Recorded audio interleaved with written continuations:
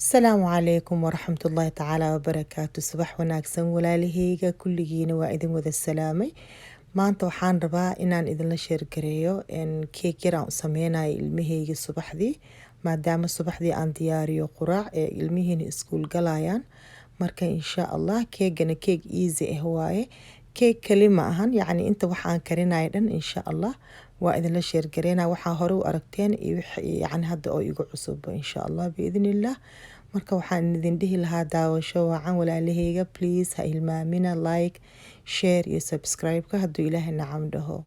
Bokiska waa kana noocan waa ujeedaan easy waaye, yacni sida la iskugu dardarayo kulli informationkiisa wixiisa dhan gadaal uu ku qoran yahay. Ma wareereysid, ma kaa halaabayo haddii aad directionka ku socotid. Maasha Allah, haddana waa kana waxaan bilaabayaa sameyska.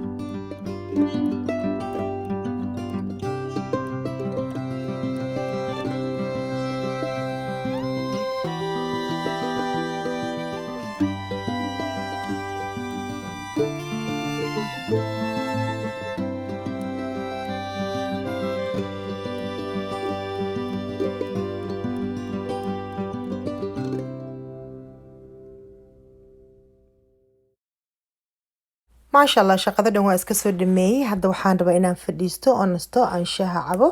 Meeshan waxaan ku saartay hal bakeeri oo shaahan saartay. Geedkan waxaa la dhahaa basil. Waxaa lagu darsadaa shaahiga haddaa cabitaan rabtid inaad cabtid. Suugada markaa sameysanaysa lasaanyaha oo kale waa soo gataa. Waxaan ku shubtaa caagan ku shubtaa ama waxaan soo gatay asigoo geedkii yacni asigoo la abuuray oo meel yar ku jiro ilaa 7 beri aan isticmaali karaa. Marka waa kana waa soo goostay. Waxaan rabaa inaan shaahiga aan ku darsado oo aan cabo. waa fiican yahay waa carfa maasha Allah. Nacnaaca ma ahan laakiin waa carfa wax xun ma ahan. Shaahiga ku darsan kartaa waa ku cabi kartaa. Marka shaahigeyga ma ku darin sokor dhan ma ku jiro. Waxaan rabaa inaan ku darsado malab. Marka malab waxaa jiro intaasoo nooc oo malaba jiro. Marka ani waxaan isticmaalayaa malab oo nacnac oo kale. Nacnac ma ahan malab way haniya la dhahaa. waxaan ka soo gatay dukaamanka dhan waa yaalaan waa arkeysa hadda aad dukaamanka.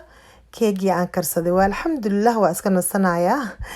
markaan nasanayo waxaan jeclahay inaan fiirsado shooyada especially Khamar binta Amiir aad aan jeclahay shooyadeedii waa la socdaa mar walba waa fiirsadaa.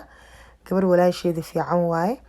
marka walaalaheyga waxaan idin dhihi lahaa marka adiga aad waqti gelisid gurigaaga adi nafsadaada waxa u baahantahay inaad nasatid aad waqti gelisid fariisatid wax fiirsatid marka insha Allah walaalaheyga idinkana aad u mahadsantihiin. Please don't forget to subscribe, share iyo like. Assalamu alaikum wa rahmatullahi ta'ala wa barakatuh.